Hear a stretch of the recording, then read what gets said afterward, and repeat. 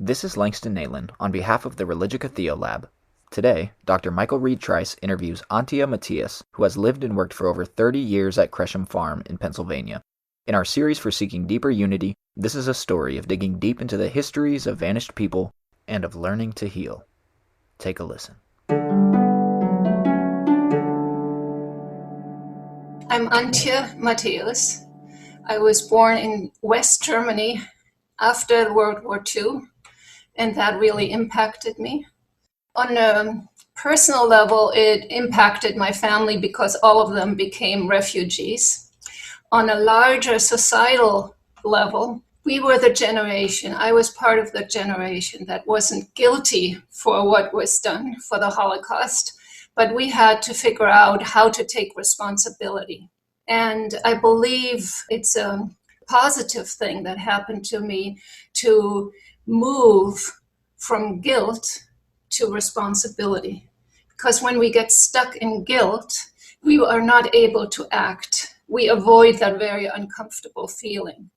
When we think about how can I be responsible at this time in my life, in this time of world life, then we can act.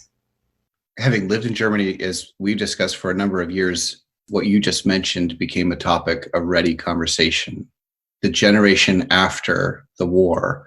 What is that like, do you think, from a personal perspective, to move from a sense of guilt or shame to a philosophy of being a change agent, perhaps at the highest, or at least recognizing we have moral responsibility to be at work in our community and in the world? How would you describe that?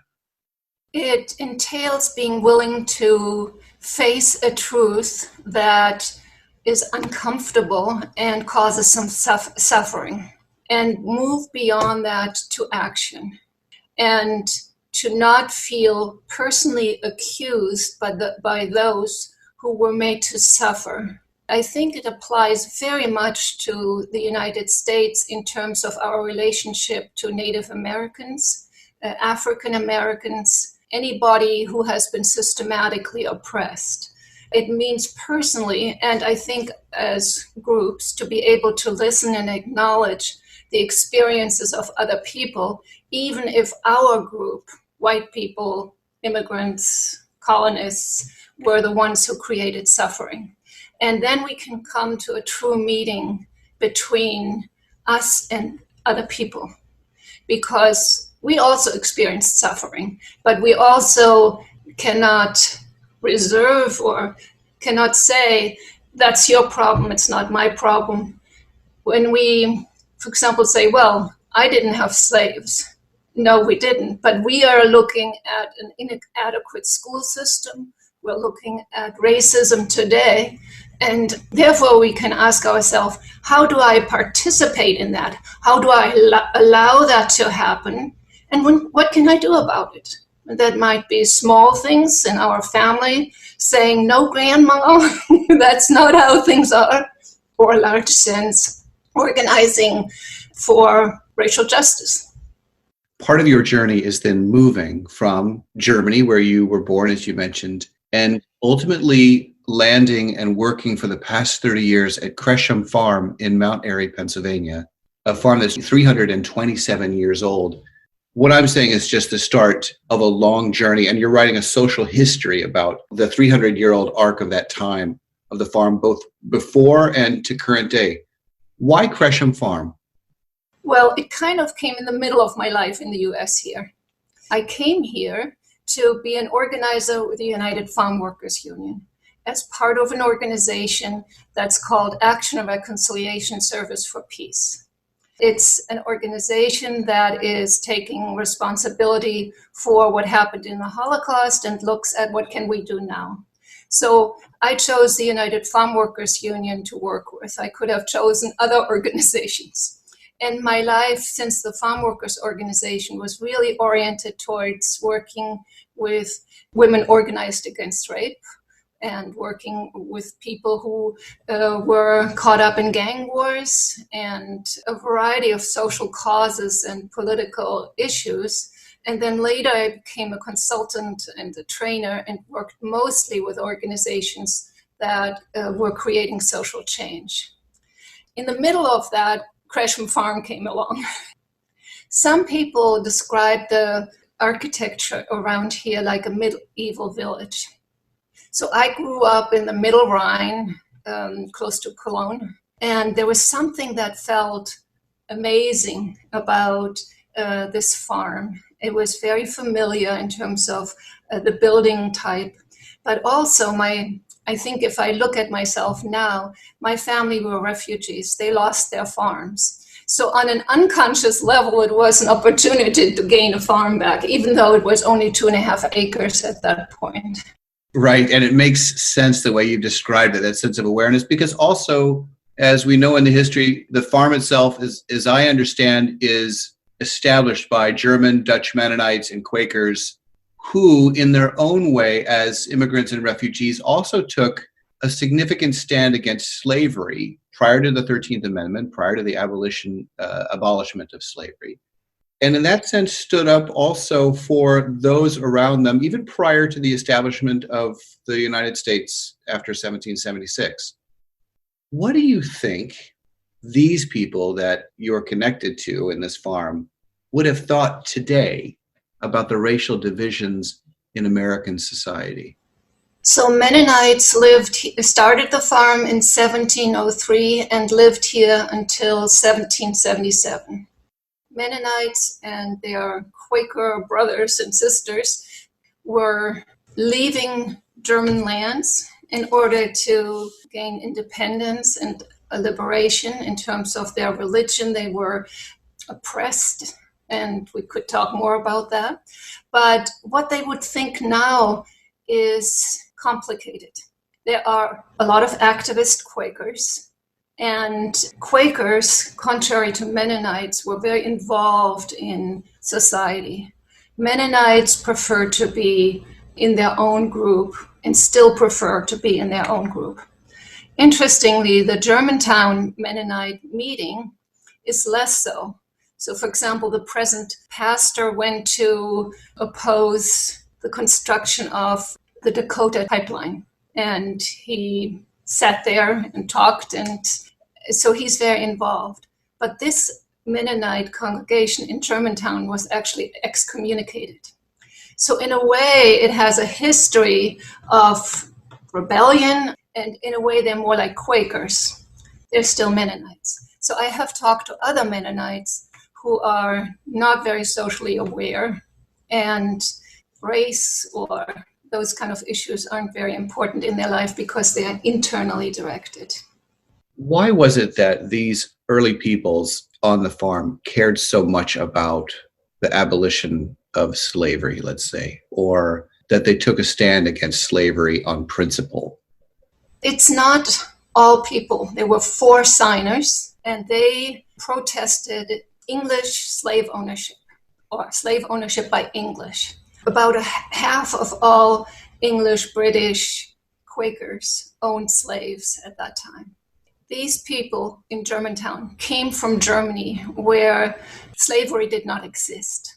They had been recruited by Penn and by several other Quakers, and they could not believe what they saw. They thought, how can you all, who recruited us to come here, own slaves? So in a very polite way, they wrote a letter, which was then long forgotten until it became part of the abolitionist history. How was their relationship with William Penn? Was it a good relationship? Was it strained at times? No, and William Penn was only here for a short time, a few years. And otherwise he lived in Britain, in England. So I don't think there was much of a relationship. There was a British government here dominated by English Quakers. And, well, the Mennonites were very insular, and there wasn't much of a relationship. Otherwise, the Germantown Quakers had a strong relationship to the Philadelphia meeting. And Philadelphia was really the main city of the whole East Coast at that point, the largest city, the most established city. We can follow the rollout of government and of Indian removal just from this little corner all the way to you. You're writing a social history, as I understand, on the region and the Unami Lenape people that were in this area, this region, long before any of the history we've discussed so far, are still within the region, but we're talking about a very small grouping of people after massive displacement in this country. What's the connection between Kresham Farm and the Lenape people? There is a connection that we can make. There isn't a connection between people. The Unami Lenape are very dispersed, and they have, in 300-400 years, have learned not to trust people like us. So I have attended meetings and fundraisers and so on, but it's very hard to have people come to this place. I mean, why would they? But what I know about the Unami Lenape, I know some of the villages that were near here. They were traditionally a matriarchal society. The women owned the fields, the family, the lineage. So there would have been fields here of vegetables, they grew basically everything they needed. They were connected to the rest of the continent, but they also had their own villages and life processes and culture and religions and so on. One of the problems is that even though William Penn and Mennonites and Quakers had a positive outlook towards people who lived here, it was nonetheless very harmful to anybody, because if you take their fields and if you take their livelihoods and if you hunt their game, people either die or have to move. And it very soon became the process of white colonists to just push people out and create skirmishes and wars. And that's why Pennsylvania has so few Native Americans on its land. I want to ask a rather abstract question, but it goes back to what you shared initially in your own life experience and now your reflections on the Lenape, and this sense that after trauma or transgenerational trauma and displacement that is often a part of trauma, we have to somehow find ourselves as agents for deeper healing. We have a moral responsibility, or we write books as you're writing a book now, or we dig in different other ways. But it's complicated, isn't it? Healing is not a linear thing. It takes all of us, and it's a life project, isn't it? You've been there 30 years. That's 3 decades of a commitment that you've made to all of this work. And it's, of course, a process of healing in that area. Am I right about that, or how would you describe it? My life purpose has always been to heal and create social change, to leave a better world than I found it, which is connected to my history and when I was born. So in that sense, the farm, because I'm very open other than COVID to having people visit, we have a lot of events here, has been a place of healing for many. I bring people together who would usually not come together. And I do that in my other work, and I use the farm as such. Sadly, because of COVID, it's not possible these days. You're reminding me as well that healing has a landscape, and a farm like this is a place that people can trust even if they don't articulate it first. They drive in, they get out of their cars, they're in a context, they see structures. Land has a way of speaking about healing even after it's been damaged, I suppose, in some ways. Is that what people are surmising or gathering? Is that your sense of how they respond to the land there? Yes, to a certain extent. I mean, it depends on why people come. But people react to the land, and they react to the buildings, and they react to being inside the buildings. I often have the feeling of a kind of holiness in, for example, there's a spring house, and we once had a birthday party for me there. And my father-in-law couldn't believe that we would all cramp into this little house. But it was like a chapel, a medieval chapel. And we all sat together, somewhat in a Quaker way, and listened to each other.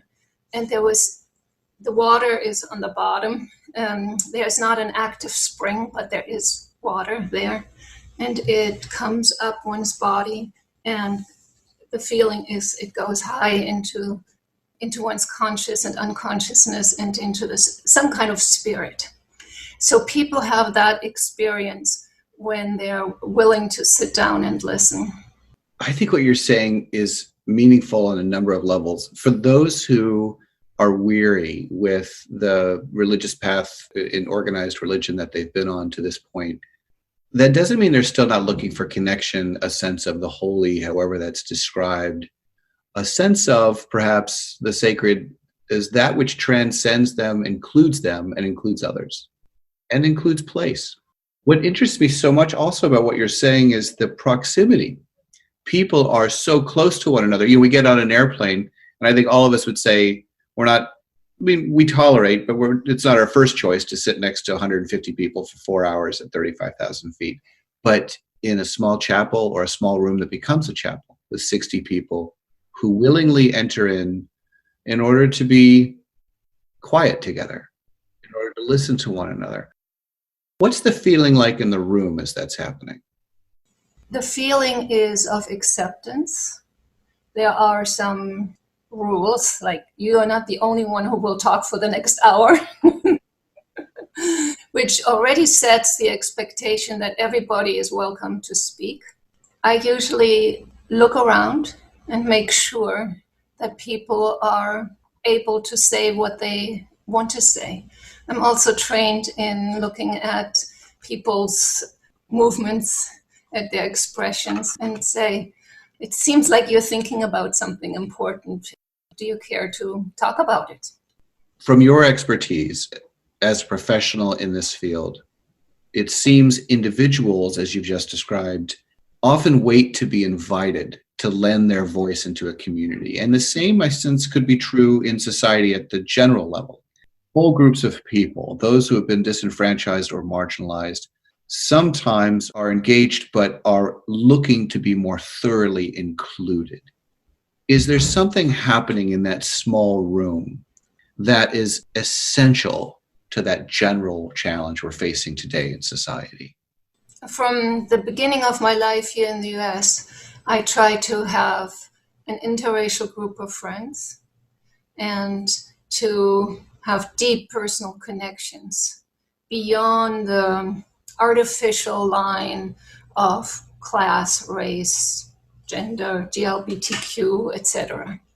So inviting, for example, one Latina person would be very uncomfortable for that person, unless it's a very outgoing person. So I try to invite several of my friends to be present so that they can see each other in themselves and can see my inclusion of them, and not just being a token, but being people who I love and cherish and who I get a lot back from. If we can do that in society, if we can open our doors, wouldn't that be just essential to our shared future in this country? In some ways I'm feeding you that question, but what the listener doesn't know is that today is the inauguration of the next president of the United States. And we heard a lot of this morning, deeper sense of inclusion. The poet laureate is a young woman, 22 years old, the youngest poet laureate for an inauguration yet. We have our first Asian American, African American woman vice president holding that high national office as of today. There's a lot of inclusion happening, and yet, due to this pandemic and the kind of history of racism, which early inhabitants noted on the farm, right? This is the kind of principles of caring about the abolishment of slavery.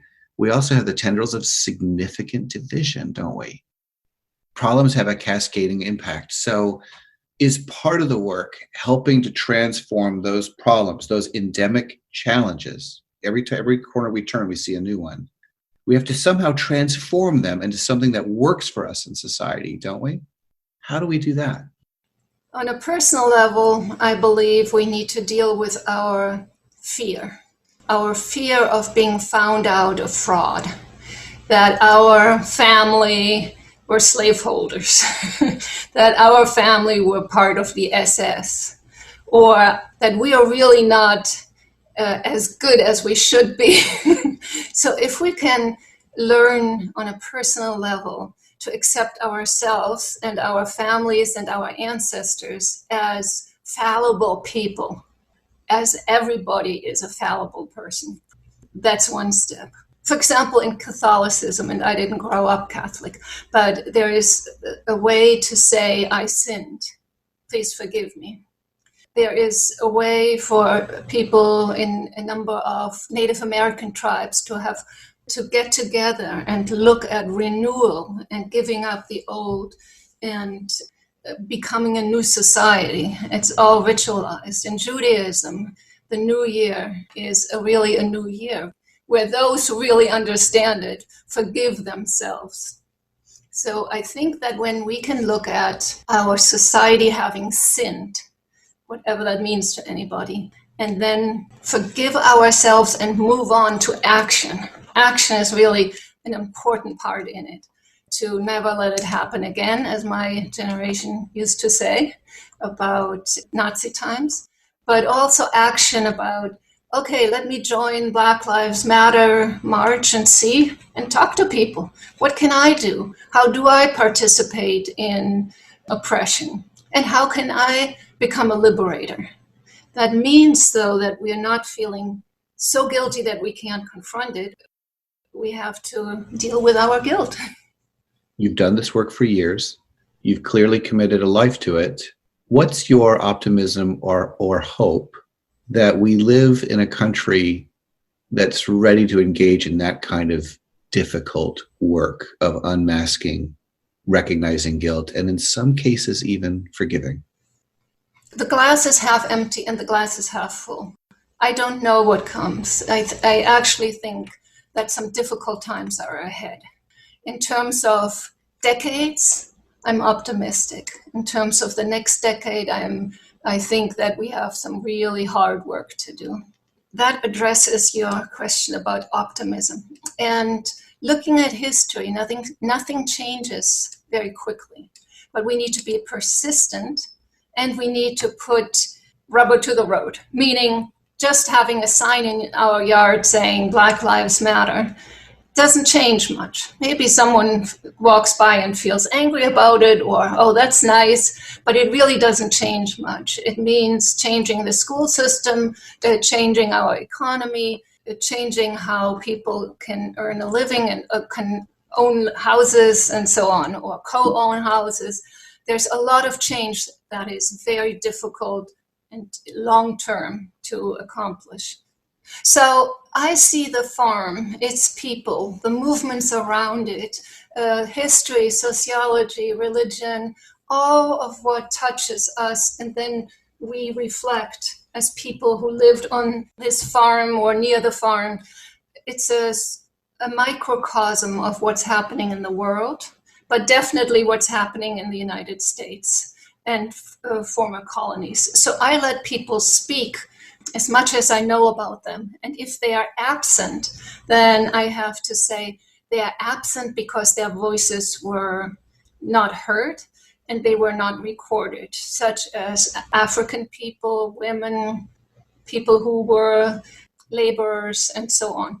Because no farm, none of the neighborhood farms would have run without other workers, but we don't know who they are. So I let the voiceless speak. Who were they? How did they come? What's indentured service? What was women's role? I want to uncover the secrets. There are a lot of secrets. When Germantown has kind of a good reputation for being liberal and so on. It is, but there were only 4 people who signed it up against slavery, right? There were many more people living here. It takes courage. They could have been sent back. They were German colonists who could have been sent back by the British. And that's the same today. I was talking to someone who runs Germantown Historical Society, and I made some suggestions about what that society should do now. And then he said, well, I might be fired. Yes. Okay, you would be fired.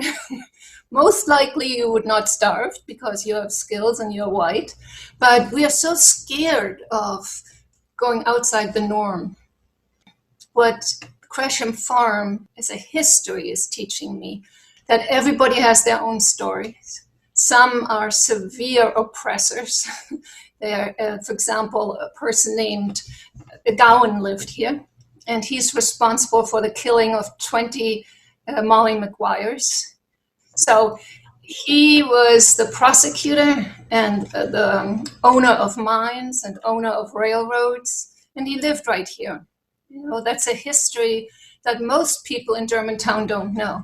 And during the 20s and 30s in Germantown, like in many other places, the Klan and the Bund were marching. Again, most people don't know that.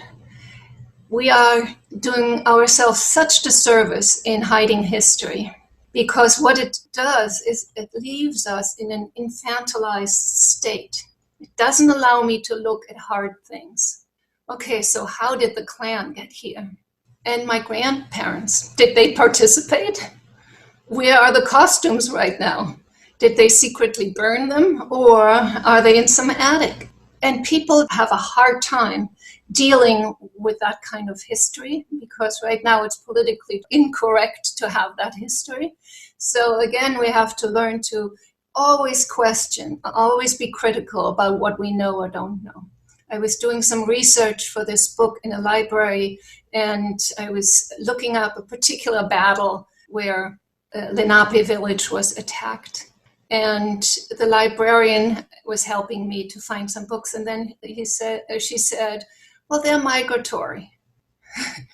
So you can just move those people. And she believed it. You can have a farm here. You can have many farms here. You can establish monster buildings on this land and think that it doesn't impact those migratory people. And by the way, the Lenape weren't migratory. Well, and that's one of the deceptions of language, isn't it? That we can, with one word, disassociate ourselves morally and also create a kind of historical anonymity in the same moment. Those people are suddenly shadows. In some ways, what you've said is true of the past as it is of the present and certainly of the future. If we don't see this, the ruptures in our own identity, let's say, if we don't see this, even the fissures, fracture lines, if we can't learn to forgive the living, we'll never know how to reconcile to the dead. That's right. And also, we will not be able to move this country forward.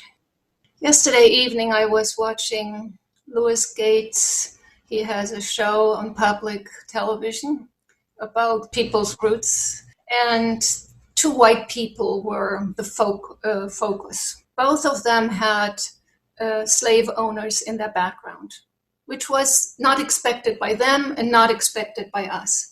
And both of them reacted, oh my God, I'm ashamed. Or, oh no, I don't want to know. They could have also said, well, that is really interesting. What can I do now? I wonder whether I could find the families of the enslaved people and whether I could start a dialogue and whether I could support them getting land or whatever. Whether I can become active in reconciliation and do my part to bring people together. I think it would eliminate some of the right wing who says this is our country and nobody else's country.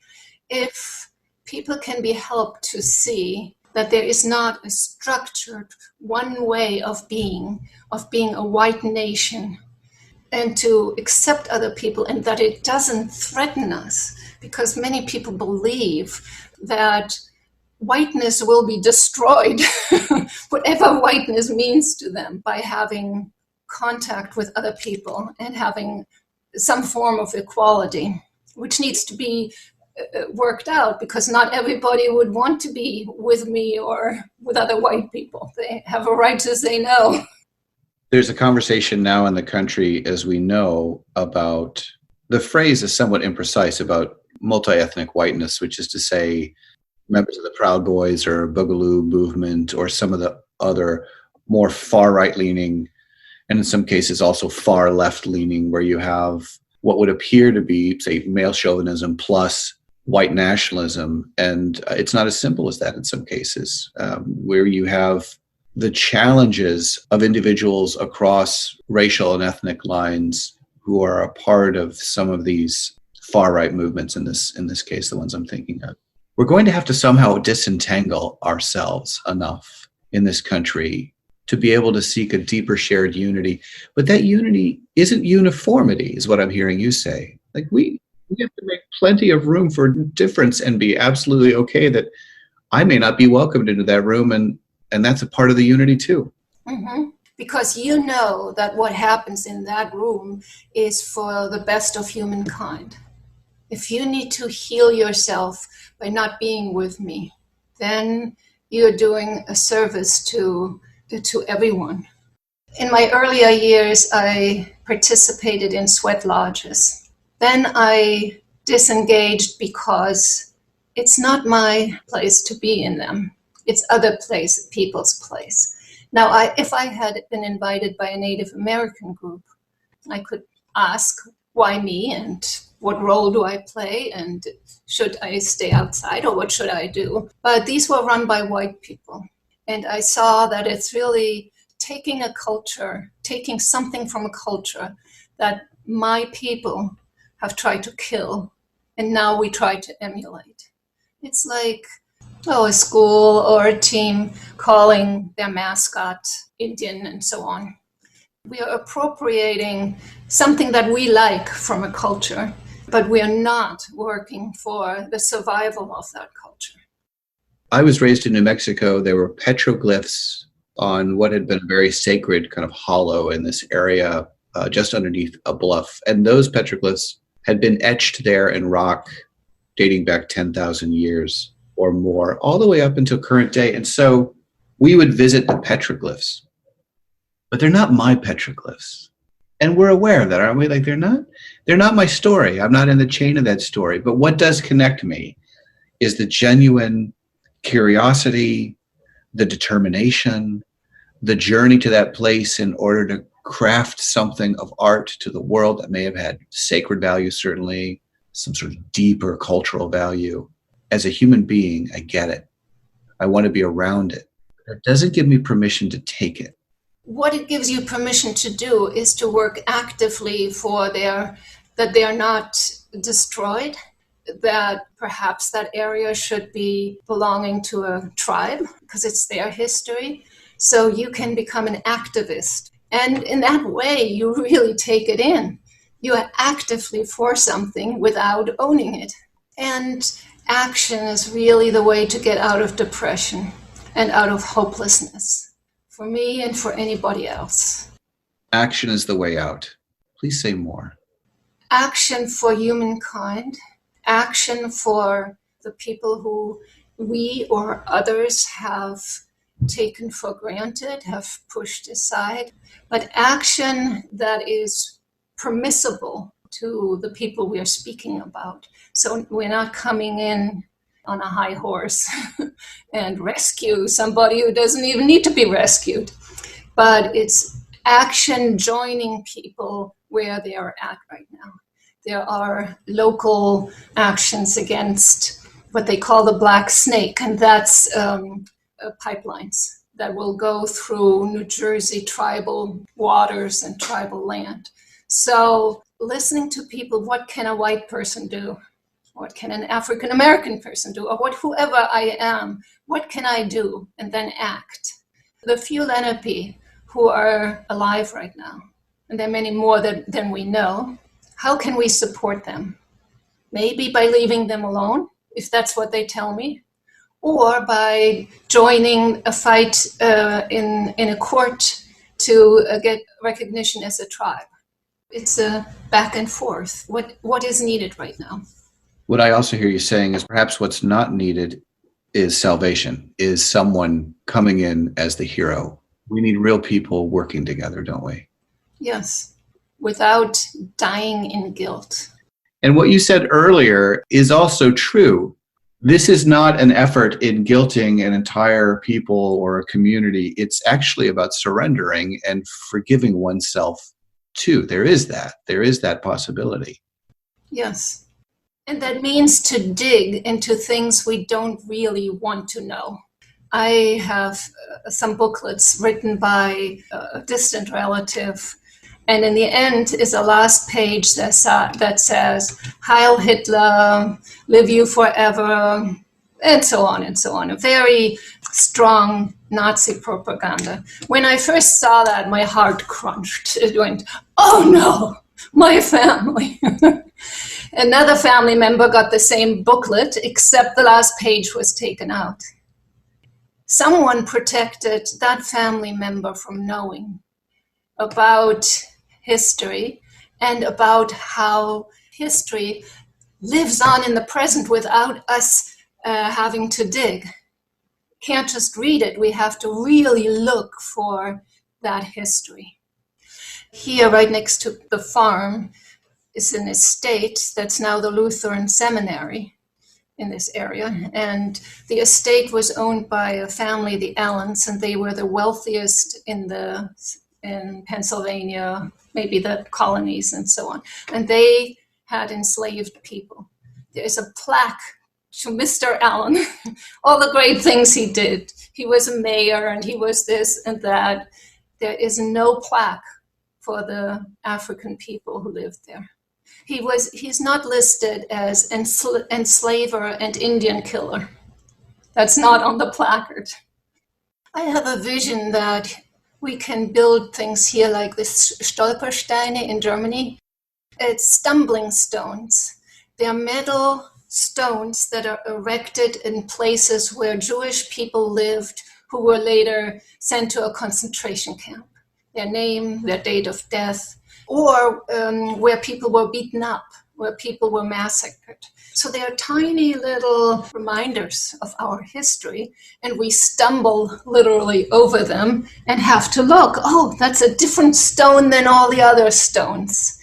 And they encourage us to live with our history, and they encourage us to do something in the present that creates something good out of it, something positive.